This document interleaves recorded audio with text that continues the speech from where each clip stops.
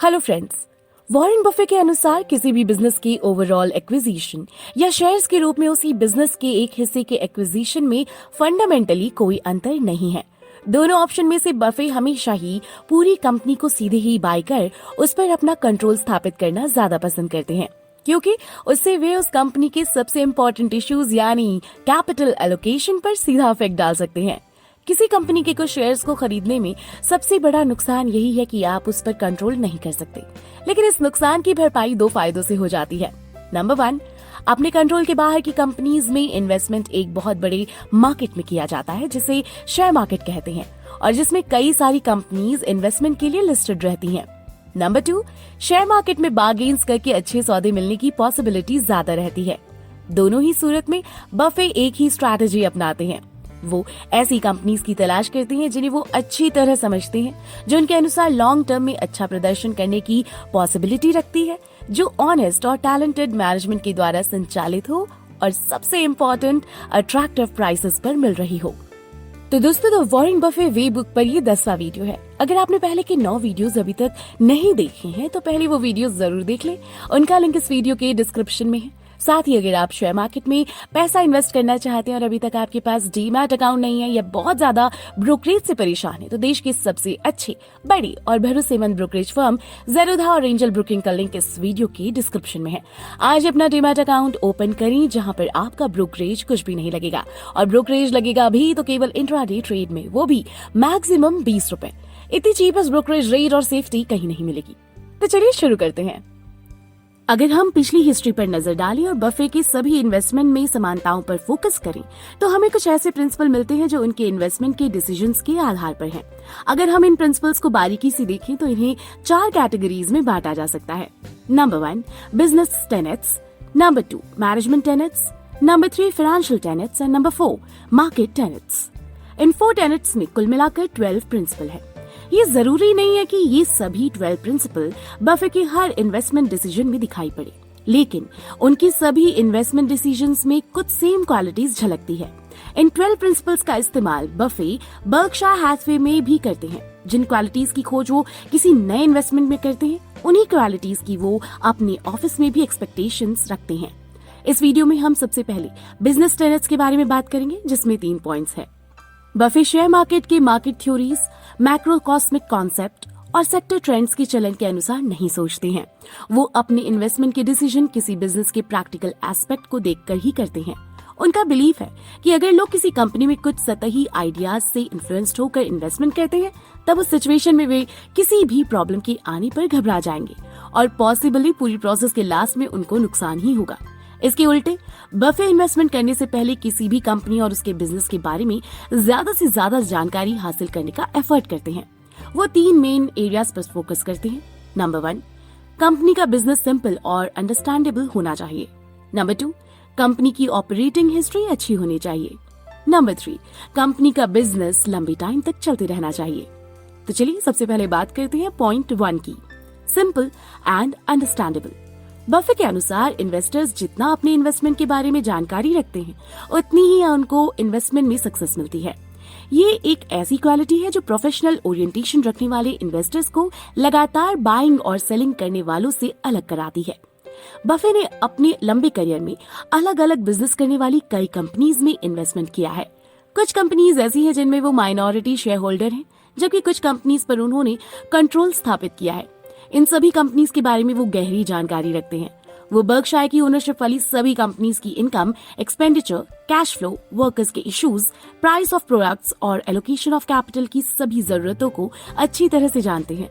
Buffet इन companies के बारे में इतनी गहरी जानकारी इसलिए रखते हैं क्योंकि वो जानबूझकर ऐसी कंपनीज में ही इन्वेस्टमेंट करते हैं जो उनकी इंटेलेक्चुअल और फाइनेंशियल समझ के दायरे में आती हो।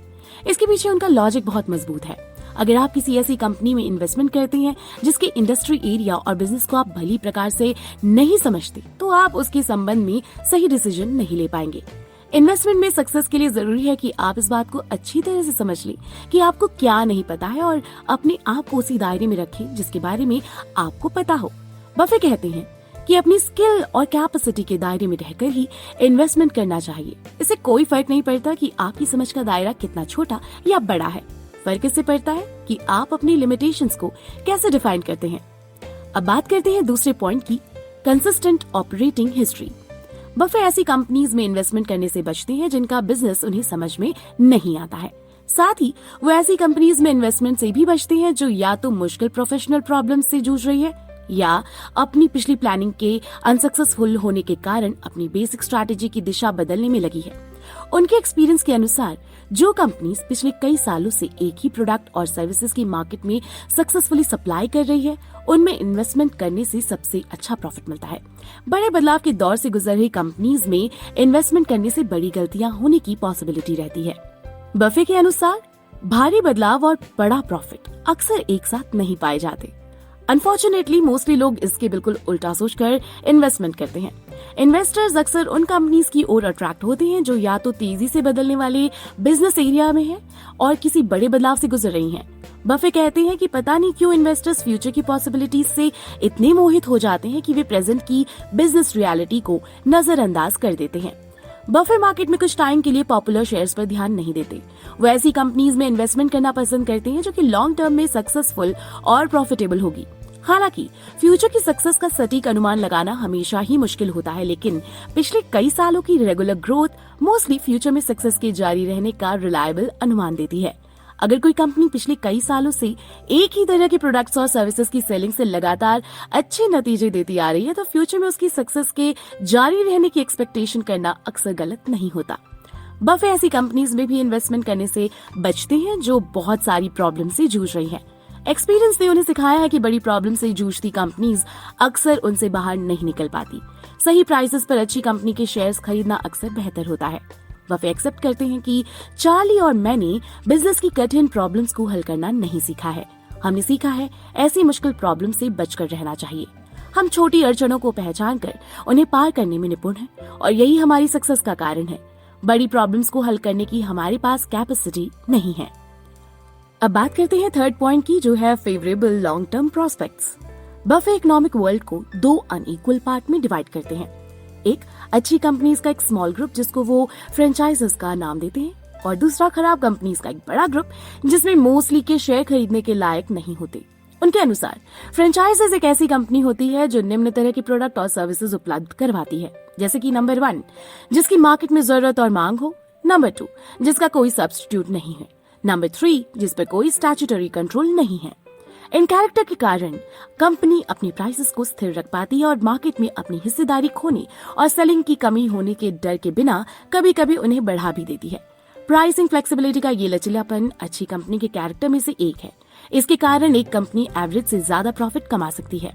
बफे कहते हैं कि हमें ऐसे शेयर बहुत पसंद है जो इन्वेस्टेड कैपिटल पर हाई रिटर्न्स जनरेट करते हैं और ऐसा आगे भी करते रहने की मजबूत पॉसिबिलिटी होती है। उन्होंने आगे कहा, मैं long term competitive advantage profit देखता हूं और ये भी कि क्या लगातार ये बना रहेगा। बफे के अनुसार अलग और कलेक्टिवली अच्छी कंपनीज एक सुरक्षा दायरे का निर्माण करती है जो उन्हें कॉम्पिटिटर से बचाती है और दूसरों के रिलेटिव क्लियर प्रॉफिट भी देती है, जिसे बफे मोट स्ट्रैटेजी कहते हैं। मोट का दायरा जितना बड़ा और सस्टेनेबल होगा, बफे को ये उतना ही पसंद आएगा। वो कहते हैं कि किसी कंपनी को उसके कॉम्पिटिटर्स की रिलेटिव प्रॉफिट और उस प्रॉफिट की स्टेबिलिटी को पहचानना ही की ऑफ इन्वेस्टिंग है। जिन प्रोडक्ट्स और सर्विसेज के चारों ओर बड़ा और सस्टेनेबल मोट दायरा हो, वही इन्वेस्टर्स को प्रॉफिट देती है। बफे के अनुसार इस बात का पता लगाना मेरे लिए सबसे इम्पोर्टेंट है कि कंपनी के चारों ओर का मोट का दायरा कितना बड़ा है। मुझे तो एक बड़े से किले के चारों ओर बड़ी खाई और उसमें तैरते मगरमच्छ और पिराना मछली बहुत पसंद है। इसे आसान भाषा में इस तरह से समझ सकते हैं। बफे हमें शॉर्ट में बताते हैं कि ऐसी कंपनी को एक्सीलेंट कंपनी के तौर पर डिफाइन किया जा सकता है जो अगले 25 से 30 सालों तक भी एक्सीलेंट बनी रहे। इसके उल्टा एक खराब कंपनी ऐसे प्रोडक्ट्स बनाती है जिसे उसके कॉम्पिटिटर्स के प्रोडक्ट से अंतर नहीं किया जा सकता। मतलब ये कमोडिटी प्रोडक्ट्स का निर्माण करती है। सालों पहले oil, gas, chemical material, copper, would, wheat और ऑरेंज जूस को बेसिक कमोडिटी प्रोडक्ट्स की कैटेगरी में रखा जाता था। आज कंप्यूटर्स, व्हीकल्स, एयरलाइंस, बैंक्स और इंश्योरेंस जैसे प्रोडक्ट कमोडिटी प्रोडक्ट्स की कैटेगरी में आ गए हैं। ज्यादा एडवर्टाइजिंग बजट के बावजूद अलग अलग प्रोडक्ट्स में अंतर कर पाना मुश्किल है। कमोडिटी प्रोडक्ट्स पर आधारित बिजनेस कम प्रॉफिट कमाने वाले बिजनेस होते हैं और प्रॉफिट में कमी होने के प्राइम कैंडिडेट्स होते हैं, क्योंकि उनके प्रोडक्ट बेसिक रूप से दूसरों जैसे ही होते हैं। इसलिए वे केवल प्राइस के बेस पर ही कंपटीशन कर सकते हैं, जिसके कारण उनका प्रॉफिट कम होता है।